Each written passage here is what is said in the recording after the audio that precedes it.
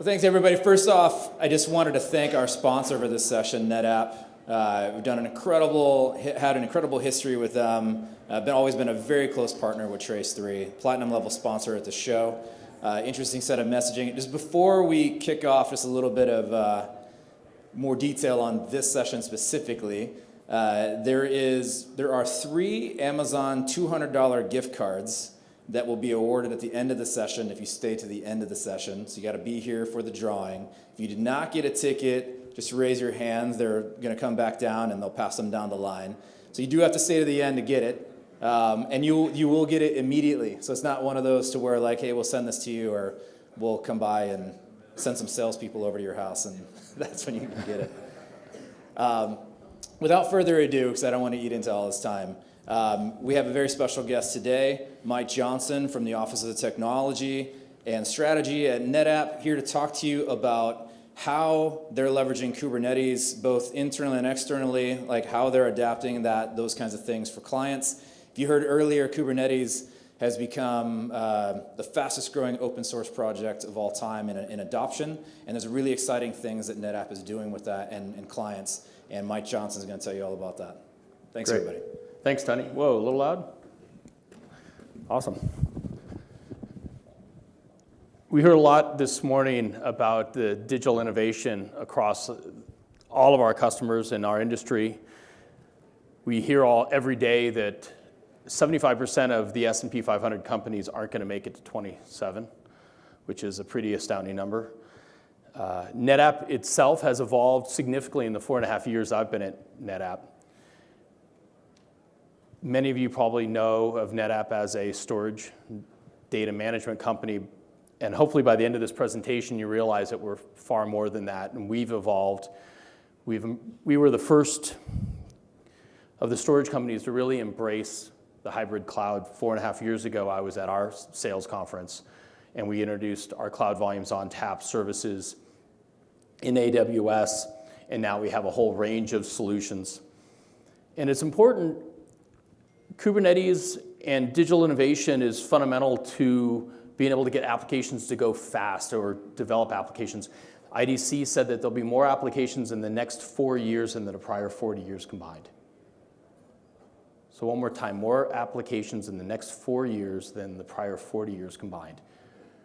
So you could almost look at that and say, well, man, maybe I don't even worry about all those legacy applications that were out there before, because there are going to be so many new applications. And so if it feels like technology is moving fast, it is. It's moving really fast, and we have to be able to keep up with that. The other thing that's really interesting is already today, and we heard this morning, 40% of all these new applications we're hearing about are AI-driven. We heard about 2 of them during our little dance-off up there right before lunch, about how AI is driving these technologies. And it's really about how companies used to use data to run their business. Now data is becoming their business. And it's absolutely hypercritical that we figure out how to utilize that data. I kind of wanted to do a quick overview of the State of DevOps report, because I know many people here might be part of the infrastructure state. I really come out of a development background. And the State of DevOps report is about a 5-year-old report. And last year's was an interesting one because they looked at several thousand companies and kind of tried to rank them on 4 metrics. The first one was, how often can you deploy applications, right? NetApp used to do a major release of our software every 18 months. So you get one major upgrade release between refresh cycles. And now we're releasing major releases every 6 months, and our cloud products get released multiple times a week. But really what that speaks to is how quickly can you get new features to your customers? How quickly can you fix bugs? How quickly can you respond to the business changes, the industry challenges? The other one is, how long does it take you? What's the lead time to make those changes? So from the time that you say, hey, there's a security breach, WannaCry 5.0 come out, how long does it take to patch your enterprise? How long does it take to get a new feature to a customer? How long does it take to patch a firewall? Those are all lead time to changes. And then the other one is, how long does it take you to restore services?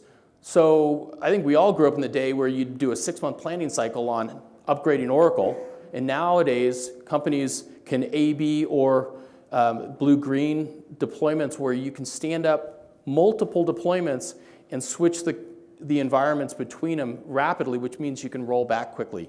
And what that allows you to do is develop faster because you're taking risk out of the system. And then the last one is, what's your fail rate? Failure rate's really about how well you test. And in the modern environment, the elite performers are able to fully automate the entire pipeline, which then allows them to catch bugs because they take the human factor out of things. And what they found in this report is, and what was really cool about it is, the number of high performers is now exceeding the number of low performers, and now there's this elite category. And what they really talked about in this report, and I encourage you to read it, says, what are the characteristics of the elite performers? And what they found is that the elite performers could deploy software multiple times a day. The Googles and the Facebooks, they deploy as many as 30,000 deployments per day. So thinking back on a deployment as once every 18 months, to think about a deployment of thousands of times a day, you have to think about how they treat their infrastructure. They treat their infrastructure the same way they treat software. So a software change is a deployment, a firewall change is a deployment. The entire environment is treated as code and follows a software development practice. The lead time to changes, developers sit in these small groups. I like the analogy they had this morning about the 2 pizza group, right? You can't have a team that's bigger than, requires more than 2 pizzas. That's what Jeff Bezos talks about. And the idea is that they get together as a scrum, they say, what's our next incremental change? Developers go off, they make the change, they commit the change, it goes through an automated test process, and in many of these elite performing companies, a developer makes a change and it pushes all the way out to deployment in hours. And then time to restore services. Microservices, Kubernetes type tools were built to fail versus the old legacy applications which were designed to stay up forever. We call those, you've seen the analogy they call about pets versus cattle, right? It's the idea that you're designing applications with the idea that they'll fail in automated testing. And what they found, by and large, is that these elite performers are getting great business outcomes. And of those business outcomes, they said 23 times better opportunity to be an elite performer if your infrastructure has cloud-like properties. And so for the first time for me, reading this report, it's the first time I'd actually seen what it means to be cloud. Maybe I'm just slow that I didn't pick up on that. But the first one was self-service. And that one's pretty obvious if you've worked in the cloud before. Is instead of having to ask for storage, ask for a VM, you can just get a VM. The other one's broad network access. That's really the idea of having availability regions or data regions where if I'm trying to serve the Australian market, it makes sense for me to put my data center near that market so that I don't have to deal with the speed of light problems. Resource pooling is about the idea of instead of building dedicated hardware, I'm going to stand up hardware with a service catalog that can be used for all kinds of various purposes. And you see this very much in on-prem in solutions like HCI, hyper-converged infrastructure. I'll talk some more about that. And then rapid elasticity is a really important characteristic. Who knows out there what single application almost crashed the Google Cloud? Come on, somebody's out there. Pokemon Go. Pokemon Go is a small startup gaming company that went viral. And they went from, they didn't know how many kids would play the game to tons of parents playing the game. And had they not had the elasticity of the cloud, kids would have played the game and said, oh, I'm waiting for it to load. I'm waiting, as they got to millions and millions of users. It enabled an opportunity that couldn't have happened had they not been able to scale. And that's an important characteristic. And that's what's causing companies or enabling companies to leapfrog into the S&P 500 and displace others. And then measured service. Measured service was described to me very well, being an app dev kind of guy, is what teams really want is they want self-service, self-monitoring, and self-healing. I don't want to have to go ask an infrastructure person to go, why am I having a problem? They want to be able to look at those dashboards, consume the infrastructure, monitor that infrastructure, and fix that infrastructure. Those are the essential characteristics of cloud. Why? Because at the end of the day, what they're trying to do is to accelerate this pipeline, this application pipeline, so they can get to market faster. They can come up with new features faster. They can develop new customer touch points faster, create better customer satisfaction, innovate faster. It's all about accelerating this and taking out the friction of the environment, and the cloud and cloud-like environments allow you to do that. Because at the end of the day, what you're really trying to do is your business relies on your ability to roll out these new technologies faster than your competitors. So the other thing that's been an interesting characteristic is Kubernetes has popped up, and we heard it this morning, has popped up as really the kind of cloud operating system of choice, which is really curious because it was really only released 4 years ago, although it was the foundations are come out of Google's Borg environment. It's how they run their operating system. And so I like to think about how companies think of Kubernetes now very much like we thought of Linux, I'm going to date myself, 20 years ago, 15 years ago. Kubernetes as the cloud operating system means that we need to start looking at how do we support that both from an application point of view, from an infrastructure point of view, from a data point of view. And this is where NetApp sees an opportunity that we looked and said, well, this is really important because we see why Kubernetes is so popular. And here's a great example of that. How many of you have played with Kubernetes at all or have Kubernetes in your environments? More than any other slide I've seen, this one hits it. As an app dev person, I need to stand up a dev and test environment for myself, which includes the applications. I might go to my virtualization team and say, hey, can you go stand me up a VM and go install the whole application database on that for me? And he goes, oh, okay, sure. And then he goes off and he goes, oh, well, we don't have a server, so I got to go talk to the server guy. Oh, the server needs some storage. Got to talk to the storage guy, and a couple days or maybe a week passes before I have my dev and test environment stood up. Kubernetes, that's literally a command line that runs on my laptop. A single one-liner, and I can deploy that Kubernetes application using that command line in Google, AWS, or Azure. Or I can run it on my laptop if I have enough space. I can run that on-prem. Just as easily, I can launch that application in 6 lines on 3 different clouds. I point to which cloud I want, I launch it. Point to a different cloud, launch it. So Kubernetes makes these applications uber portable.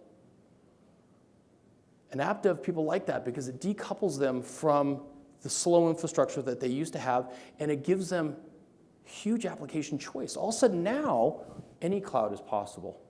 And what's also interesting is now even within that Kubernetes description, I can actually provision and describe the kind of storage that my application needs. So I can describe everything about it. Hugely powerful for going fast.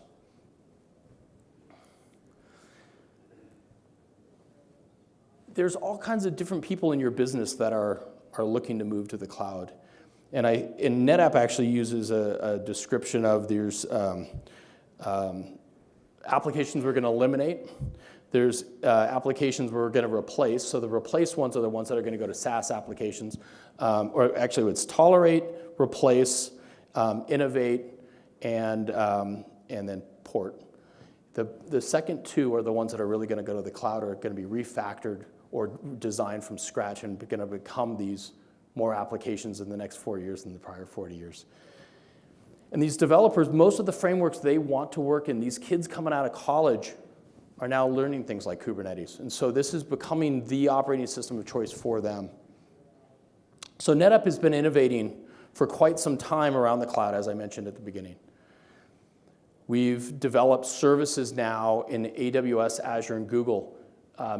Yesterday we announced, which was pretty exciting, that our Cloud Volume Services native NFS and CIFS performance storage is now a native Azure product. You can just consume NetApp storage in Azure as an Azure product because it is an Azure product.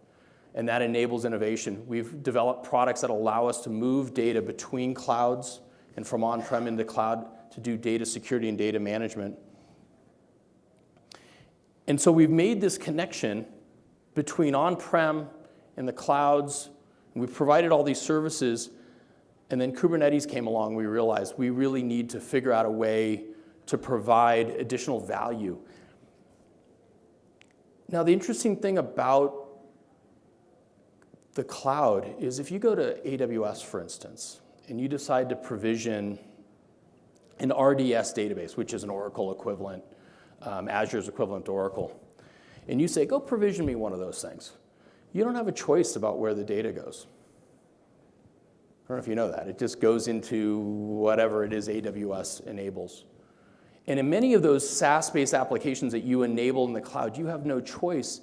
But if you stop and think about the fact that data is no longer a part of how you run your business, but it is your business, isn't it important for you to be able to manage the data? You have control of the data. You have choices about where that data goes, and things like lock-in or having applications that you can't control managing your data. So we realized that a tie-in to the cloud operating system, a tie-in to the way the applications are written are absolutely critical to helping you both manage your data and utilize your data and develop those applications that help your customers utilize their data or your company's data. So we acquired a company about 9 months ago now, a company called StackPoint.io. And it was actually an interesting out-of-the-blue acquisition for many of us. Our cloud business unit was deploying applications across multiple clouds, and they were struggling with it. Azure's a little bit different than AWS, which is a little bit different than Google. And they were standing up Kubernetes clusters across all of these environments and spending lots of time managing these environments, figuring out how to do deployments and upgrades and maintenance and patches and all these things. And then they started using StackPoint and liked it so much, we acquired them. And the coolest thing about StackPoint is on the day that we acquired them, the day that we at NetApp got notification that they were acquired, it was an available product on our website. You could go to cloud.netapp.com and deploy a Kubernetes cluster from the NetApp cloud portal and start deploying applications. And already today, there's over 19,000 Kubernetes clusters deployed across all the major public clouds. Pretty cool stuff. Well, Kubernetes, NKS, NetApp Kubernetes Service provides is your Kubernetes deployment engine. So for those of you who haven't deployed Kubernetes before, it is a software stack that sits typically on top of virtual machines. You'll have a master, then a bunch of worker nodes, and then it manages deployments of containers, which is what Kubernetes does. It's a container management service. Kubernetes determines you want to launch 1,000 containers. I'm going to load balance that across all these various servers and ensure that they're running. Do all the logging, do all of that sort of thing. And so it's a container orchestration tool. As Kubernetes has taken off, the next biggest challenge around containerized applications came along, and that was the network communication between containers. And so then there's an open source project called Istio, which we've also integrated, which is, as Kubernetes is to containers, Istio is to services and service mesh, the communication between the containers and the communication outside of the world, and it provides all that control. And then lastly, what we integrate is something called Trident, which is an open source project for helping you in this containerized operating system automatically provision storage from within the application. So the application can say, I need 20 gigs of storage, go provision me that storage, and it automatically happens, and it's persistent storage, and it's available in any cloud you want. And this is what NKS looks like. It gives you the ability to stand up multiple Kubernetes clusters in a single dashboard, single pane of glass. I use it all the time for doing development and tests because it takes to stand up a Kubernetes cluster, it's about 3 clicks in any cloud, and then I have a cluster stood up, and then I can be deploying an application in minutes. I used to try to do that in our lab, and I would have to write these involved scripts or use Ansible to go deploy, and then it's like, oh, wait a minute, I'm in AWS, I got to do something different. I can deploy to any of the 3 clouds very quickly, and then you see that button that says Federate Clusters? The idea of federating clusters is the idea that I can stand up from a single pane of glass a Kubernetes cluster in California, one in AWS East, maybe in AWS Australia, and from a single portal, distribute my application to all those different data centers and manage it through a single portal. That's federation. But then if you stop and think about it, you say, hey, maybe I'm a Walmart, and I've got thousands of stores across the United States, and I've become a smart store where now it's one of those where they're using AI and cameras, and I walk in and I take something off the cart and I put it in my basket, and then I just walk out of the store, like check out. I think we saw a video about that. That's going to require a small data center there on-prem.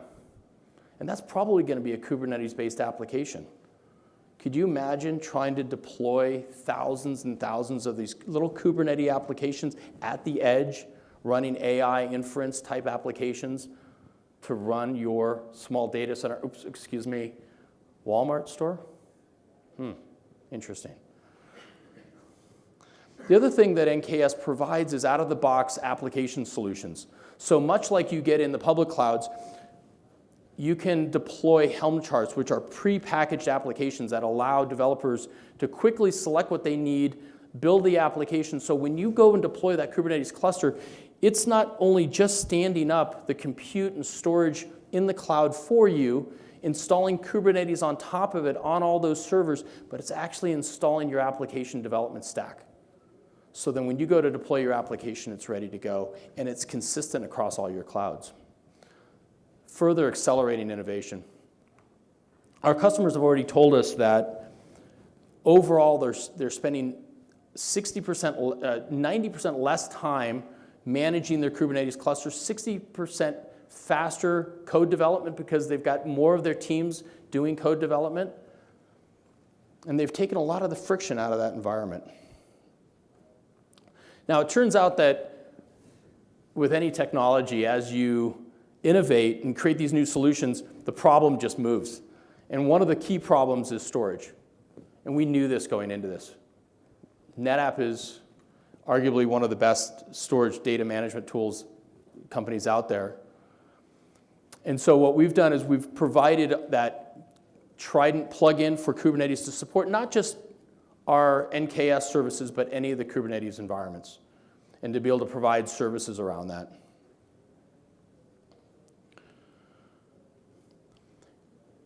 The other exciting thing, and this is really where NetApp leans into the vision of where we're going. This next quarter, we'll be announcing that our hybrid cloud HCI solution, hybrid cloud infrastructure that you purchase and run on-prem, will then just become another cloud region for you. AWS, Azure, Google, your data centers. And from an application development point of view, from a data movement, data mobility, data management point of view, they becomes one. And that's where we're going with this. And we believe that's going to further accelerate application development and take out more of the friction out of the environment and help you get to faster on-prem data, on-prem cloud. So when we build out this overall portfolio, you'll see that NetApp has long been invested in helping customers build out on-prem cloud environments, connecting your data and your applications to the cloud. We're helping develop faster, better solutions around DevOps and machine learning, microservices. And of course, we've been running your enterprise applications for years. But with all this change, data management is still critical. So Kubernetes is just part of the thing. That helps build the application. But data security is still absolutely critical, and we're world-class there. Data mobility and availability. There's more opportunities to do things with data, but it may need to be in the right place. And moving data is hard. I showed you that moving the application is easy. Data lifecycle management is still an important characteristic. 60 to 80% of application developer data and big data lakes is cold. But nowadays, for machine learning and deep learning, you need high-performance systems, and so you need a trade-off between high-performance, archive, cold, and available data, and so managing that data lifecycle, the backups and things like that, and then managing infrastructure costs. But if I mention any of this to the developers that I like to talk to, they're going to go, Mike, I don't care about that. I don't care about any of that. My job as a developer is to stand up new data pipelines, to find new ways to get data insights out of our company data, and then to pair that with an application through a CI/CD application lifecycle to build those applications and get those to customers so we can do epic things. And so that's really the overall important strategy of where NetApp's going with all of this and where we think is important. And so talking about data pipelines, we've heard a lot about AI this week. It's been almost over a year now that NetApp formally partnered with NVIDIA around AI. This is another space that I am fortunate enough to be able to cover. At this most recent NVIDIA GTC conference, which was up there in San Jose back in March, we had all kinds of great new announcements. We've got our ONTAP AI, on-prem AI reference design with NVIDIA's hardware, our storage systems, and we have significantly better scale and performance than many other solutions that you might build on your own, and it's a validated design. We've been working with companies like H2O AI, which was mentioned earlier today, around Kubernetes-based integration offering, and Trace3 is also a partner of H2O AI. And then we're all part of the NVIDIA partner network. One of the things that's also interesting about NVIDIA, there are a lot of parallels. We're just down the street from each other, NetApp headquarters and NVIDIA. NVIDIA had realized that they had some of the best AI, machine learning, deep learning hardware, but in order for to sell it, in order to make their developers really productive, what they needed to do is they needed to containerize all those frameworks, those applications, the TensorFlows, the cafes. They needed to containerize those and then validate them on NVIDIA hardware to optimize that, to run fast, to get epic output. But they didn't have the orchestration piece. So the other thing that was announced at GTC, which was really exciting, and it's a validation point for us, is they have now taken and they have OEM'd NetApp Kubernetes Service. So if you're out there doing AI deep learning and you're deploying frameworks to start training, or you're going to do inference at the edge, you can use NKS to build your application, deploy your application to the edge. And one of the first interesting applications you'll see with NVIDIA and NetApp together is using NKS, we'll be able to actually deploy edge-based solutions straight to our HCI box for data center AI applications. Pretty exciting stuff.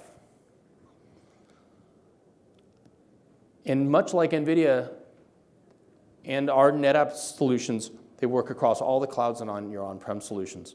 And this is really where it's going. So it's AI, it's utilizing data to drive innovation in business, and it's accelerating those applications, more applications in the next 4 years than the prior 40 years combined. You need new tools, you need new stacks, you need new ways of thinking. And NetApp's trying to be a thought leader there. If you'd like to learn more about our open source projects, we have a full developer network environment. If it's not you, point your developers to netapp.io. They can get started right away. You can start with NKS. We've had customers just log in and start deploying clusters for a month for free, and then they get hooked and they go, oh, this is good stuff. We understand how this works. We don't need too many instructions. So I encourage you to reach out. And with that, I thank you for the time today.